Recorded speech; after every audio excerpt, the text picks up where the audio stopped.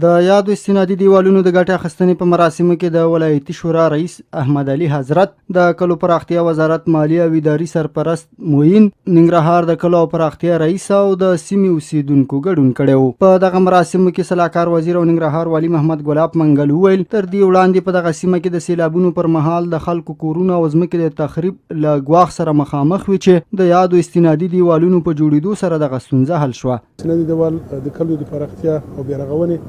د وزارت د انکشافي بودجې څخه چې البته دوه استنادي دیوالونه دي د څه د پاسه 4 میلیونو افغانیو او د 11 میلیونو افغانیو په لګښت سره 500 مترو په شاوخوا کې یو دیوال دی او د 400 مترونو په شاوخوا کې بل دیوال. دا دواړه استنادي دیوالونه نن افتتاح شول. زه مبارکي د سیمې خلکو ته وایم او مننه کوم د کلو پراختیا او بیارغونې د وزارت له مشرتابه څخه او له انجنیرانو څخه او همدارنګه د دې سیمې د انکشافي شورا او مشرانو څخه چې دغه پروژې په بریالي تطبیق کې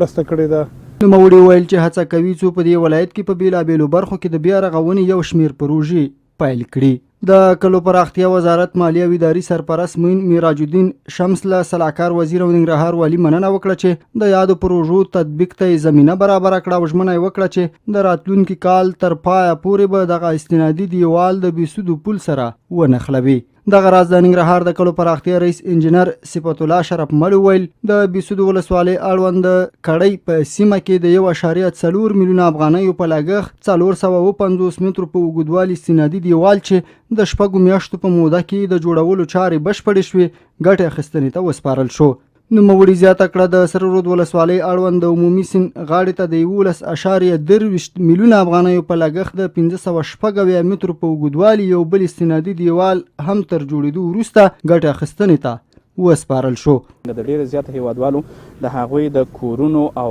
د بچ کېدو لپاره دوه استنادي دیوالونه وشو چې یو د بېسودو ولسوالۍ د کراکوړۍ په ساحه کې استنادي دیوال و چې د 450 متره په اوږدوالي باندې نظر دغه ساحې ته په تخنیکي ډول باندې دا سروې ډیزاین شوی و چې په شپږو میاشتو کې د 4.1 میلیون افغانیو په لګښت باندې نن ګټې اخیستنې ته وسپارل شو. او بله دوهمه پروژه چې هغه د استنادي دیوال د بولډر وال پروژه وه چې هغه هم د 570 متره په اوږدوالي باندې تقریبا د 11.23 میلیونه افغانیو په لګښت باندې هغه نن هغه هم ګټه اخیستنې ته وسپارل شوه چې هغه هم په دغه دواړو پروژو کې تقریبا په زرهاو کورونه د اوبو د هغه تهدیداتو د وجې چې مخکې به دلته ناورینونه ترې رامنځته کېدل انشاءالله چې موږ د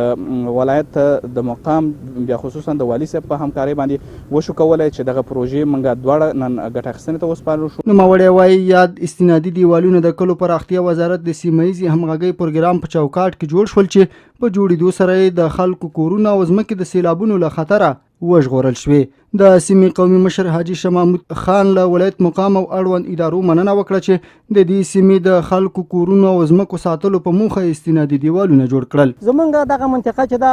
د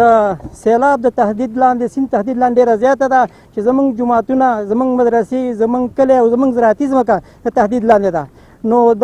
وزارت او د والي صاحب نه زیات مننه په دې کوم چې دغه موږ سره همکاري وکړه چې 450 متره په اوږدوالي باندې او 1498 متره مکعبه دیوال موږ په 4.2 میلیونه روپو باندې تکمیل کړ. نوموړي په سیمه کې د سړکونو رغولو، پاتې استنادي دیوالونو، ښوونځیو جوړولو، پاکو اوبو څاګانو او روغتیایي مرکزونو جوړولو غوښتنه وکړه.